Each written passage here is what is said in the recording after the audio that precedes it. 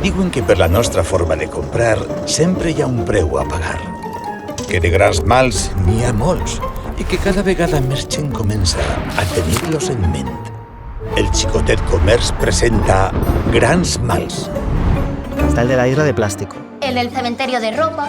Cada cual viene con el suyo. Lucía era sobre todo del mal del carguero.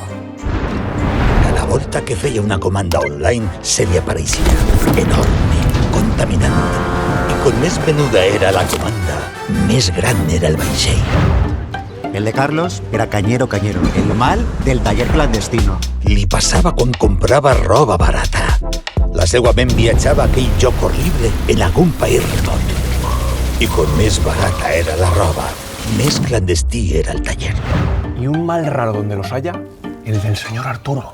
D'anar a comprar i no trobar ningú que la tenguera, va començar a pensar que ja no era una persona, sinó un nombre primer. Arturo. ¿Algo más, Arturo? Me encanta que se sepa mi nombre. En el Xicotet Comerç intentem ajudar a tots. I encara que sempre s'ha dit que a grans mals, grans remeis, hola remei, pot ser que la solució a tota eixa butxeria passe per canviar de rosca i dir ben alt i amb soltesa que a grans mals, xicotets comerços. Confecomerç, el bon comprar.